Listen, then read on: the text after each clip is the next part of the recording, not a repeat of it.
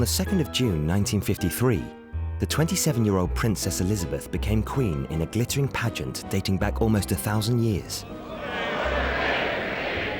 But this holiest of rituals concealed the unholiest of rows in the House of Windsor leading up to the coronation. Successive monarchs had harnessed the coronation to set the tone for their reign. This ceremony was an opportunity to showcase a thoroughly modern monarchy. Prince Philip was all in favour of a fresh and dynamic style for a new reign. But he was met with a wall of resistance. There were these sort of forces of tradition, much, much older people, really reined up against him. Every time he tried to do something, he was slapped down by the old guard of the courtiers, even by Queen Mary, who described him on one famous occasion as that damned fool Edinburgh. Unfortunately for Philip, the traditionalists included his new mother-in-law, who was determined that her daughter's reign would be a seamless continuation of her own. The Queen Mother was very protective of her dynasty, and nothing and no one was going to get in the way of that. The scene was set for conflict. In the build-up to the coronation, the two opposing sides, the old and the new, would clash repeatedly. The Queen was caught in the middle.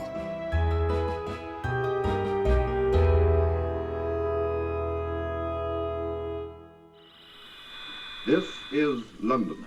It is with the greatest sorrow that the King who... On February the 6th, 1952, the BBC announced that King George VI had passed away peacefully in his sleep early that morning. King George VI's premature death at the age of 56 was not only a dreadful loss for his family, for them it marked a traumatic change in their roles and status. The BBC offers profound sympathy to Her Majesty the Queen and the royal family. Elizabeth, aged only 25, was catapulted prematurely onto the throne. Her coronation would not only sanctify her role as monarch, it was to symbolise a new era in British history. There was a lot made of the prospect that this was going to be the beginning of a new Elizabethan age. Churchill made the point himself, and he referred back to the genius of the Tudors and hoped that it was going to occur again. The coronation was to be the perfect tonic for post-war austerity. It showed that a victorious nation had recovered from the Second World War, that peace and prosperity had returned. It also seemed to show that British power was intact. It was a pageant of empire.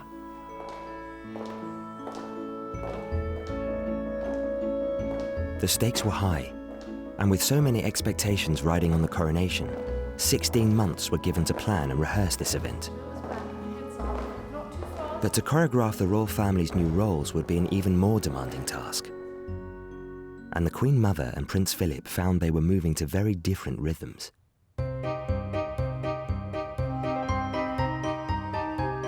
He was seen to be a new Prince Albert, a consort for the jet age. The way that he presented himself as a man of science, technology, industry, the future, was part of his own attempt to be taken seriously and to be absolutely at the forefront of how the monarchy was seen. But the Queen Mother saw no need for change and for Philip's jet-age dynamism. She was very much a matriarch. She was determined that what she and her late husband had begun was going to continue throughout the 20th century and beyond. And that was a monarchy of tradition, stability, continuity, and probity. The Queen Mother saw her daughter's coronation as a chance to celebrate this. Who organised the coronation and the way that the coronation was organised was all about maintaining tradition, to present an idea of seamless continuity over the centuries. And the main purpose was to get it as close as possible to the coronation of George VI. The Queen's father's coronation had been a deeply traditional display of majesty and archaic ritual. It boosted the confidence of the monarchy badly shaken after Edward VIII had abandoned his throne to marry Wallis Simpson. The Queen Mother joined wholeheartedly in the effort to restore stability to the crown. They were much better qualified than they realised because they had this very good, stable family relationship. And I think also that the British public preferred the kind of Sunday lunch, afternoon tea, walk in the park image that the royal family projected to the rather sort of brittle cocktail shaker world of the King Edward VIII and Mrs. Simpson. She was charming, she was outgoing, she knew how to talk to people in a very relaxed kind of way. She was a commoner, but she had the magic touch. And people tended to fall in love with her, and I think she did an enormous amount to create the matriarchy which her daughter inherited. She was determined to safeguard the carefully managed image of the royal family that she had projected. On becoming queen, she had turned to London's top society couturier, Norman Hartnell, to rebrand her, and he created her signature look, exuberant layers of crinoline. The new look went on test on a state visit to the style capital of the world, Paris, in July 1938.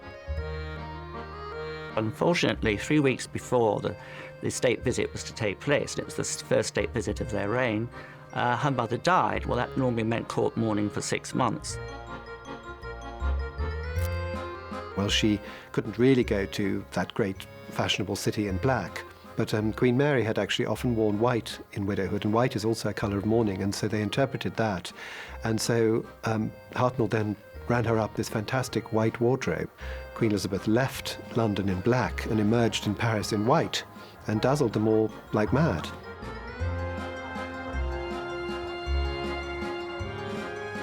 Hartnell's designs made the Queen Mother a fashion sensation, the Jackie Kennedy of her day. But the new royal chemistry really began to fizz when the Queen Mother met the infamously gay photographer, Cecil Beaton.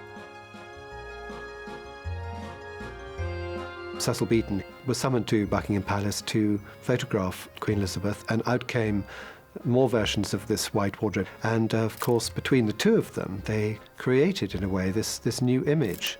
What better hands could she have fallen into than the hands of Norman Hartnell and Cecil Beaton, both of whom had an immense flair and style. Flanked by these camp generals, the Queen Mother had rebranded the royal image. They had captured that elusive thing, a fairy tale queen with a human face. Now she would call on them to spin their magic for her daughter's coronation, even as she herself, at the age of 51, was forced to stand aside. It must have been upsetting to see all that terrific deference, etc., all the power going to her daughter and herself elbowed into the shadows.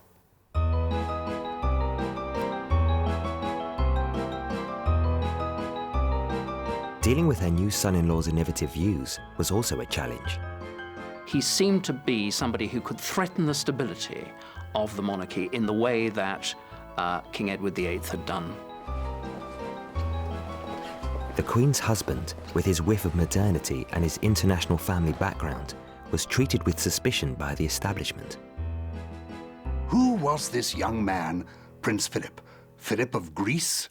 Was he a real prince? Where were his parents, for example? His father had died in France during the war. His mother was sort of in Greece, but who were they? His sisters, well, hadn't they all married Germans, and weren't some of those Germans Nazis? He was, to many people, a suspect character, the prince from nowhere. He's got Russian ancestry and German ancestry, and he's completely polyglot. He's very royal, but he is, in a sense, a European. He doesn't really, in a way, come from anywhere. And I think, this sort of sense of being a slightly displaced person, albeit royal, actually explains quite a lot about him. Philip's background didn't help him win the confidence of his mother-in-law. She felt that Philip was, with all these mysterious European connections, he wasn't a sound chap. He was dangerous. I'm not sure he was really her sort of man. If you look at the friends she had, I don't think he really was. This is perhaps a rather strong thing to say, but she was tremendously anti-German. Philip was perhaps not the Queen Mother's ideal son-in-law, but he had won her daughter's heart. He suddenly found himself at the centre of a great ruling dynasty, and he wasn't the sort of person to take a back seat. I think that he felt that what he'd got was a billet for life, which was something that he had singularly lacked in his youth when he'd had to wear hand-me-downs from Lord Mountbatten. He'd really been very badly off. Now, at last, he had found a wife with all the money in the world, and he expected to benefit from this terrific position that he'd now got. At least for the first years of their lives together, it seemed that Philip was able to wear the trousers.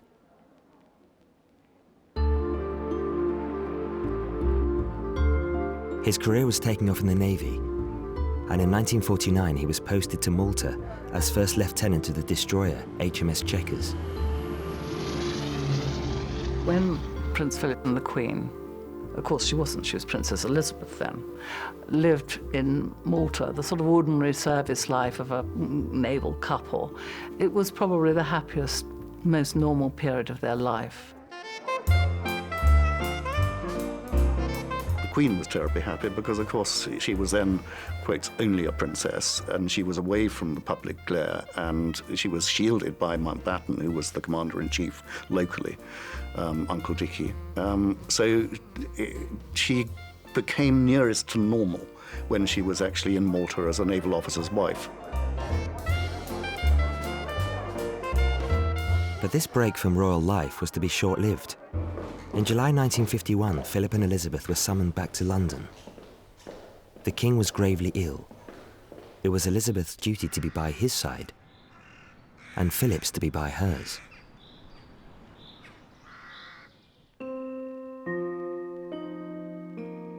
When 6 months later the king died, Philip's much-loved naval career was also dealt a deathly blow. He'd always led a very independent private life in the Navy. He'd been to school here. And I think that suddenly, from being sort of the Queen's husband and playing quite a big role like that, he suddenly realised, that there he was walking 2 steps behind her sort of thing, He said, when the late king died, everything changed. Within weeks, the dusty machinery of state creaked into action to plan the coronation. Reassuringly for the Queen Mother, it was headed by the Duke of Norfolk, the man who had organised her husband's coronation. He was a very conservative man. For him, the coronation was all about maintaining tradition and continuity.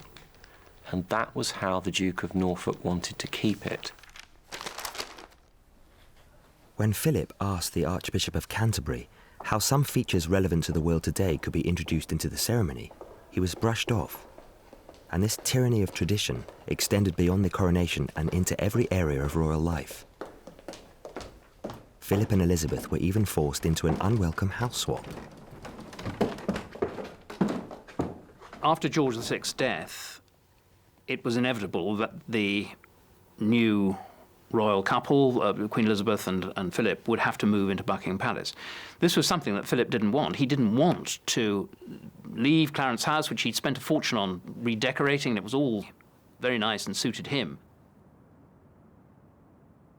It was a small palace, but it was also like a large London home, and they enjoyed it there. They made a proper home of it.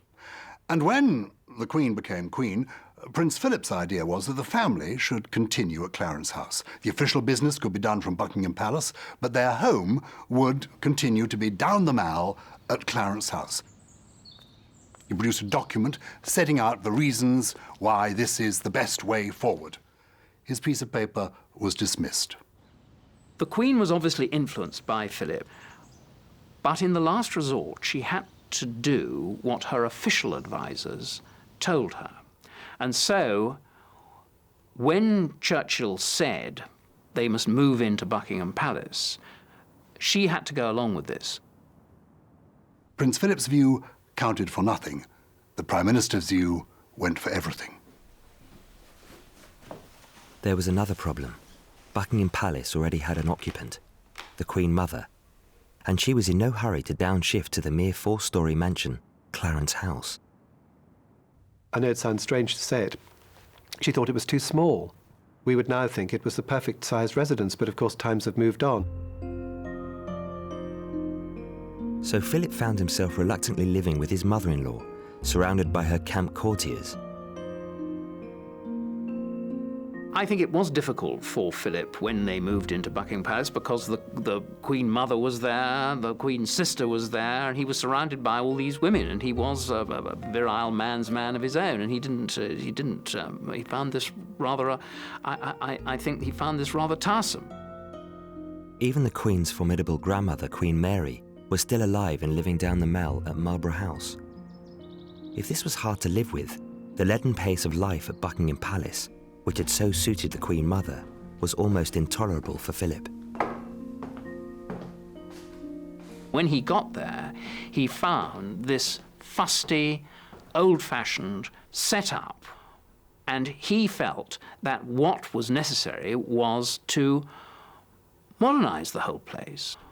There were all sorts of people with vested interests in this, and people who had to light the candles, and people who had got to wear particular uniforms and appear at particular times. It was really rather absurd. So he was most impatient with this, and he was most impatient of all with Sir Alan Lascelles, the Queen's private secretary, who was the personification of old fashions. And he very much looked down his nose at this brash young naval officer who would come in and try to turn the whole system on its head.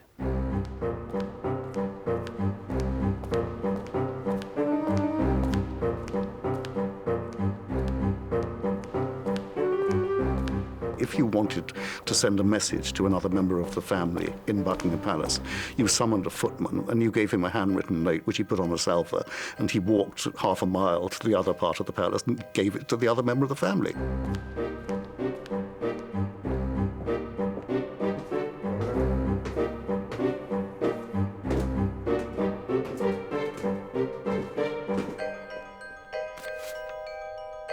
And Prince Philip said, this is ridiculous. You know, in the Navy, we have walkie-talkies. Why can't we have them in the palace? Well, of course, a certain sort of, palace bureaucrat was absolutely appalled at this idea. They'd always used footmen with salvers. You know, how could they possibly do anything else? The courtiers around the Queen, most of them worked for the Queen's father, were very much old-school English public school types. I think Princess Margaret called them the men with moustaches. Men who'd fought in the First World War, who'd all been to the same schools, who looked down on Prince Philip as a foreigner, and a penniless foreigner. Even if he might have been royalty, he wasn't first-class royalty.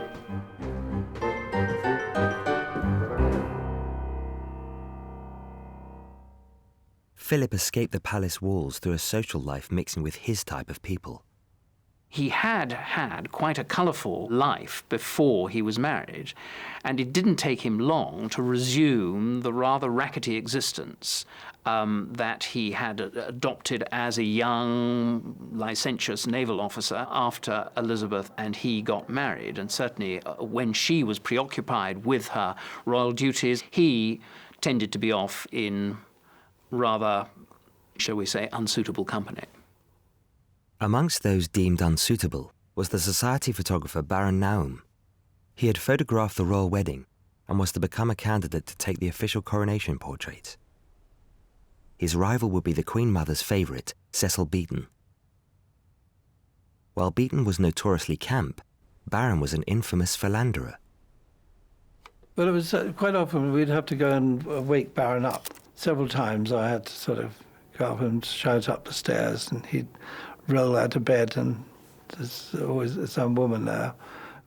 Prince Philip found him rather fun, amusing. Quite often we helped him with his parties. They were always quite fun sort of parties, and various interesting friends would be there, and pretty girls. And I think Prince Philip found him, in a way, a slight escape from the rigours of the palace. It was a testosterone-fueled social scene and was populated by bohemian types. Amongst the actors, newspaper editors, artists and authors were David Niven and Peter Ustinov, the spy Kim Philby, and the later infamous Stephen Ward. Barron even set up a regular gathering for Philip. They called themselves the Thursday Club.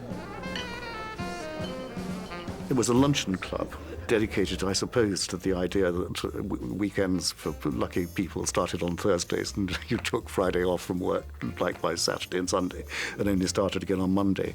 It was full of faintly raffish, faintly louche people letting off steam, probably having slightly too much to drink, possibly telling slightly off-colour stories. And when he was with Barron at any of these parties, he would be very relaxed, and he'd enjoy company. I don't know what happened afterwards, anything might have done. These Soho nights were just a short escape. At home, Philip's efforts at reform were being blocked, even by the one person he might have expected to be an ally. Some marriages work because the people are very similar, some work because the people are very different. The Queen and Prince Philip are very different people. She sided with the old guard. She is a traditionalist. She followed in the footsteps of her father. So there is a tension there. She was the personification herself of duty, of obedience. She knew that this was what she was having to sacrifice her own satisfactions to be what she was. And therefore, there was inevitably a good deal of friction with her husband.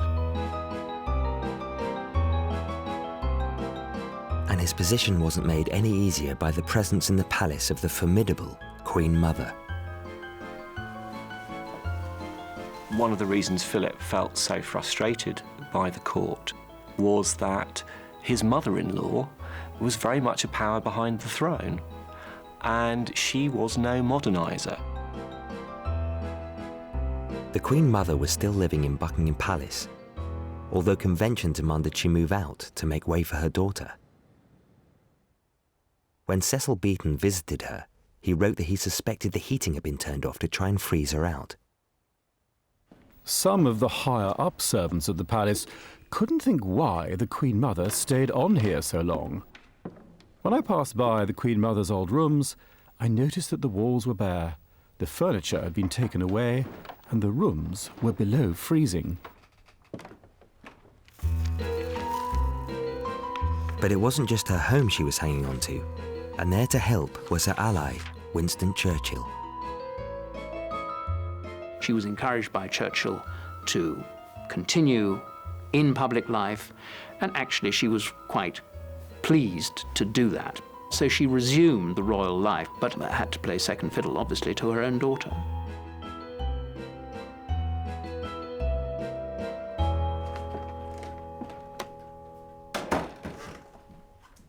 Traditionally, a dowager queen would retire into the shadows, but this wasn't the case for the 52-year-old Queen Mother. Symbolically, Elizabeth ordered a dispatch box to be made for her, and even made her a Councillor of State, the first dowager queen in British history to become one. Although Philip was boxed in by the forces of tradition, he could see one way of making an impact on the House of Windsor. Perhaps the dynasty could have a new name. His name. There were issues here, of course. What was his family name? His family name ended in the word Glücksburg. Well, it was quite complicated, and I don't think anyone thought he was going to be called Glücksburg. He changed his name to Mountbatten when he became engaged to the Queen. So was the royal house to be called Mountbatten? It was very important to his uncle, Lord Mountbatten, who saw himself as a sort of kingmaker, as a power behind the throne, and it mattered a lot to him that he should be in some way associated with a royal house which included the word Mountbatten. Shortly after Elizabeth's succession, Mountbatten boasted at a dinner party that the House of Mountbatten now ruled. This got back to the Queen Mother and the Queen and Churchill, all of whom were horrified. I think I know exactly what the Queen Mother thought about Lord Mountbatten. I think I know pretty much what Lord Mountbatten thought about the Queen Mother. I think there was what you call a want of sympathy between the two of them and a considerable distrust on her part. Philip threw himself into the campaign to alter the family name with a brisk naval efficiency. When Prince Philip submitted a memo to the cabinet arguing in a very rational and moderate way that perhaps the royal family's name should now change from Windsor to Mountbatten, the cabinet unanimously, with the support of the rest of the royal family, the cabinet unanimously decided to keep the name of Windsor. And Prince Philip, I think he was upset about that because, that was about the only sort of dynastic contribution that he could make. That did infuriate him. He wasn't hung up on the name Mountbatten. I think it annoys him when people think he was obsessed that the family should be called Mountbatten. It was the principle that he was not able to hand on to his children his family name. The stakes for Philip were high. A name change would have acknowledged his status. But on the 9th of April 1952, the Queen, siding with her family and advisors, signed a royal proclamation stating her descendants will be called Windsor. Philip allegedly responded to the news. "I'm just a bloody amoeba. I'm the only man in the country not allowed to give his name to his children." He did feel in some ways emasculated by this, infuriated, angered, antagonized. And I think it must have been difficult for the Queen in some ways because of not wanting to hurt her husband. To an extent, he was pushed on to one side. So I think that from the point of view of actually maintaining good marital relations, it was quite important that Prince Philip should be seen to have a job. Recognizing Philip's mounting frustration, she hoped to compensate him in some ways by giving him complete control over their children's education and over the royal estates.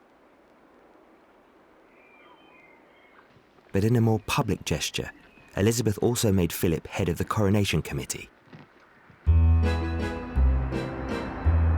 The coronation was to be the biggest royal event of the 20th century, and Philip threw himself into the organisation with his characteristic gusto. There were lots of Commonwealth troops coming to the United Kingdom. They were stationed all over the country, and the Duke of Edinburgh, as chairman of the commission, thought that he should go and visit them all.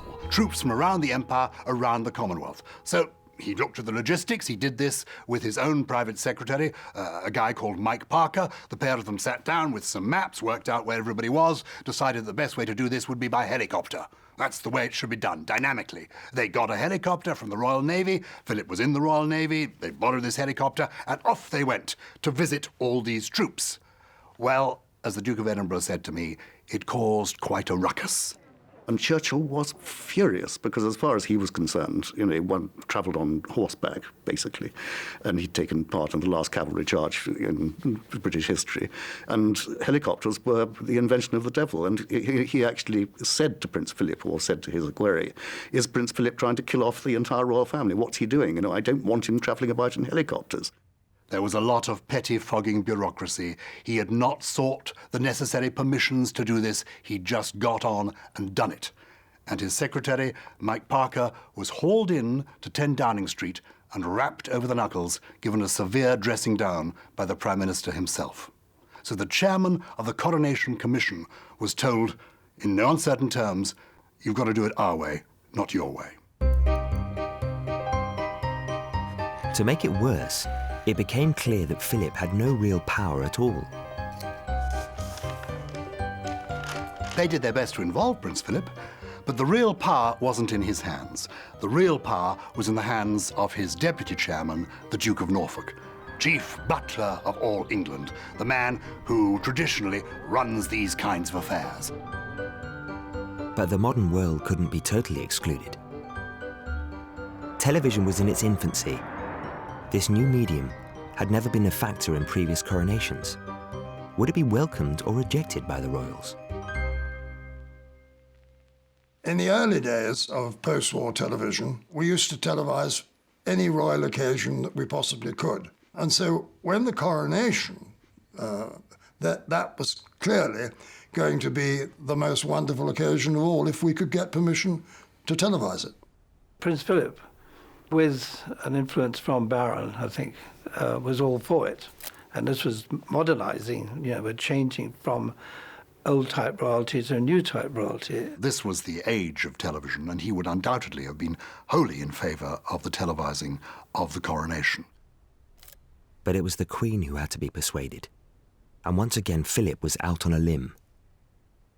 The Queen, I believe, wasn't very keen on having it televised because it was a very solemn, it was a religious a service, The Queen was uneasy with cameras. She couldn't unbend, she was nervous, she was not spontaneous. But as ever, it wasn't only the Queen's decision. The Prime Minister, Winston Churchill, was also opposed to allowing television cameras in the Abbey. He didn't want the mystique of the monarchy to be overexposed. Churchill was very against it. He said a religious ceremony should not become a theatrical performance. The BBC request was refused by the Duke of Norfolk, the Coronation Committee, and the Cabinet. There was a good deal of apprehension and almost a blank refusal. I think on the grounds of additional lighting and the extra strain that it would impose upon a young queen during the service. The problem about televising the royals is that, as Sir Alan Lascelles, the private secretary to the Queen, kept insisting, you were letting daylight in upon the magic. You were revealing what was going on behind the scenes. You were creating perhaps what came to be known as the royal soap opera. It just went on week after week. Every time they said no, we tried to find a reason why they should have said yes. For the forces of tradition, it wasn't just a case of who would watch the coronation, but what it would look like. The Queen Mother was making sure that it would reflect the look that she had created as Queen. Princess Elizabeth had already gone and had a wonderful wedding dress created for her by Hartnell in 1947. And so when it came to a grand gown, which was going to be embroidered again, the coronation dress was obviously going to be commissioned that Mr. Hartnell would receive. The Queen really is not that interested in clothes, not like her mother who loved clothes for clothes' sake. The Queen looks upon all her clothes as a sort of working wardrobe to carry out the duties for which she is the monarch. Elizabeth's disinterest in clothes gave the Queen Mother the opportunity to make her mark, as Hartnell soon discovered on a trip to Sandringham.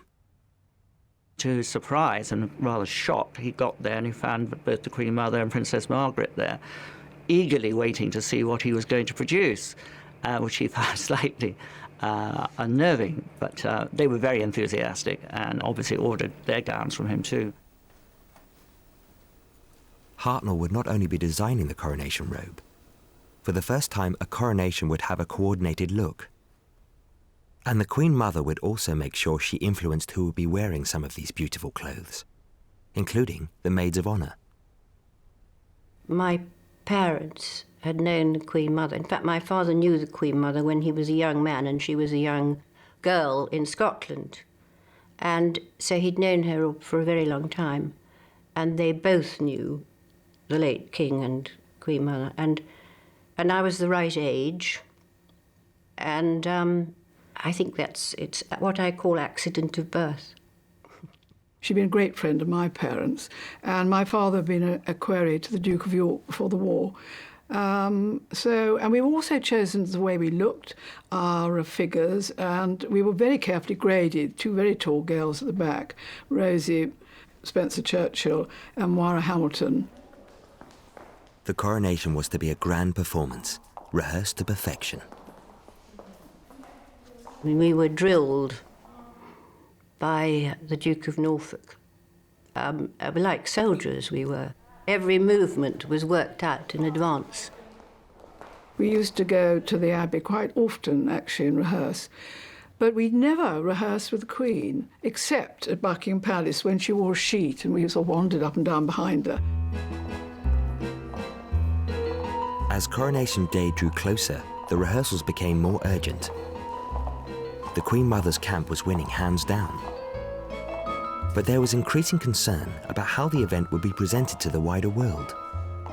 For Philip, this was an opportunity. The BBC was still fighting to get their cameras in. And who would immortalise the day in photographs? The Queen Mother's favourite, the queenly beaten?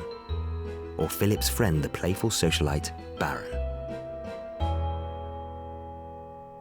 Prince Philip wanted Baron, his partner from his nights out in Soho, to take the coronation photographs. Baron would have been a natural person to take the coronation pictures. But Prince Philip was only the chairman of the Coronation Commission. He was not Queen Elizabeth, the Queen Mother. The Queen Mother had a different idea. She was determined that the Hartnell-Beaton magic that had served her so well would also work for her daughter. We did 3 sessions with the Queen Mother that I remember. One was in the garden and in Buckingham Palace, and then one was in, I think, the Green Room. And then it was in the Green Room that he had a long chat with the Queen Mother. I remember him saying to the Queen Mother that he'd very much like to photograph the Queen. And she said yes, she thought that it would be possible. I think she was pretty good at getting her own way when she wanted to, if she felt it was important.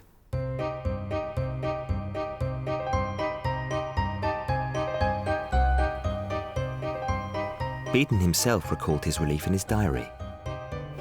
Baron, a most unexpected friend of Prince Philip's, has been taking all the recent pictures.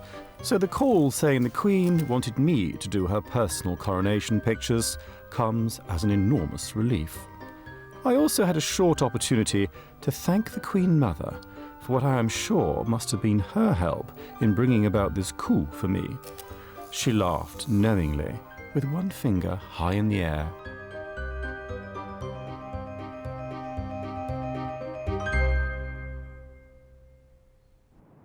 It was another victory for the Queen Mother, maybe now secure in her new position. Just weeks before the coronation, she finally left Buckingham Palace for her newly decorated home at Clarence House. At last, Philip could be master of his own home. There was also still an opportunity to throw a little 20th century light onto the ancient coronation ritual. The BBC decided to take a chance on public opinion. What happened was that the BBC leaked the fact that this cabal of the establishment had decided not to televise. And then there was a media storm. And I'm afraid we did adopt a bit of spin, because if ever we could leak any information that we thought was in our favour, then we'd try and get it into the press, hoping that the government and the palace would read it.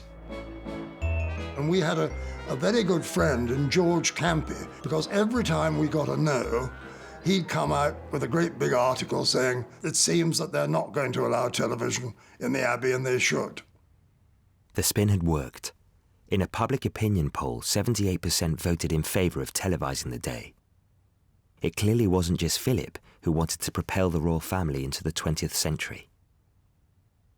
And eventually a telephone call came, yes, you have permission. And from that moment on, it was wonderful. This time, Philip's view chimed with popular opinion. At last, the forces of tradition had to back down. Television would give unprecedented live access to the ceremony. Any mistakes would be witnessed by millions. The mystery of the monarchy had never been so exposed. On the 2nd of June 1953, after 16 months of preparation, Coronation Day finally arrived. The nation was in a receptive mood, and some were even prepared to embrace a bizarre request. At that stage, monarchy had become a kind of state religion, really. It had become a form of Shintoism.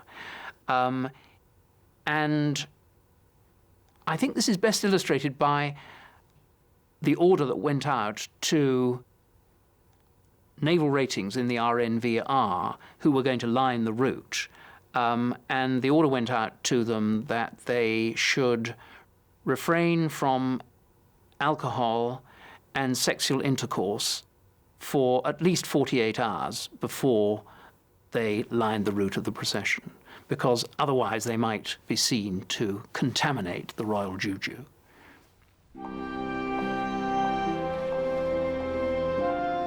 The lavish ceremony and the charisma of the beautiful young queen worked its magic. On the day, Elizabeth could put the wrangles of the last 16 months behind her. Finally, it was her moment. She was very cool, very calm, and she looked so young and so vulnerable, and it was a very solemn moment. And I could feel a lump coming in my throat at that time. I thought, goodness, what responsibility the rest of her life. Philip, Duke of Edinburgh, on that day, was merely an attendant lord. He was the most significant attendant lord, but that's what he was. He did not take part in the coronation. The Queen arrived with him, but she processed alone. She was crowned alone. It was her day, her moment. The Queen Mother too was watching her daughter's flawless performance from a front row seat. I think the Queen Mother must have very mixed feelings, because she was very, very sad when the King died. I mean, you know, they had such a wonderful married life together. And on the other hand, I think she was enormously proud, obviously, of the Queen, who was magnificent and has been magnificent ever since.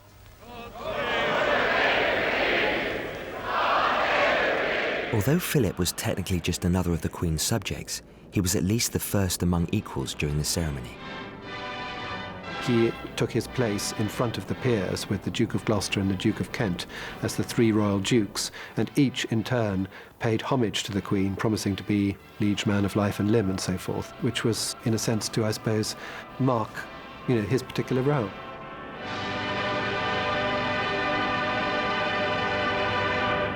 Millions of viewers were entranced by the spectacle, unaware that behind the scenes, some family tensions continued.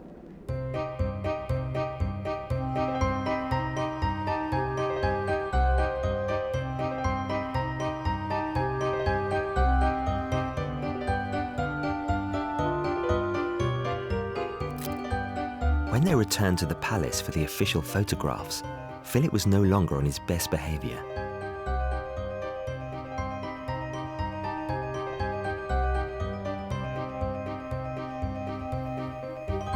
He was a bit tetchy, but he wasn't rude or anything like that. He just wanted to get on with the job. Thought, come on, hurry up, let's get on with it and finish and go.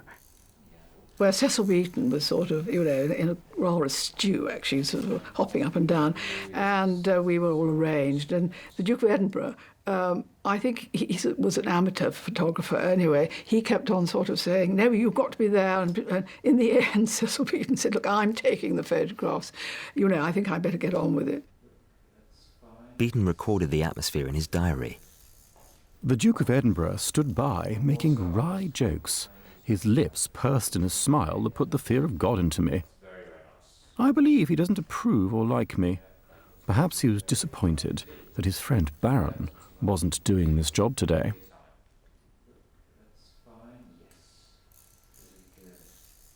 Overall, the coronation had been a stunning success for the traditionalists. The Society diarist Chips Channon wrote, "What a day for England and the traditional forces of the world. Shall we ever see the like again?" Just as Philip had hoped, an ancient ritual had been given new life by television. The nation was entranced by the spectacle, and the following day it would be broadcast around the world. Paradoxically, the people got a better view than the knobs did, because the ceremony was shown on television. It was a commercial that went on all day, which 27 million people saw, 10 million of them who had never seen television before in their lives. It was the most extraordinary plug for the monarchical system that had ever occurred. I think the Queen and Prince Philip were absolutely right to let the cameras in. It made the monarchy seem to be at once the protector of tradition, history, custom, and at the same time a symbol of progress, dynamism, vitality. That almost impossible juggling act that the monarchy has always had to do to embody the nation's past, present and future. But this nod to modernity had an impact that no one in 1953 could ever have foreseen. The media would from now on record not just the triumphs of the royal family, but also its trials. With hindsight, it was a huge mistake. Because as Churchill predicted, once you let the mass media in to this very ancient and actually religious ceremony, you're never going to get rid of the mass media.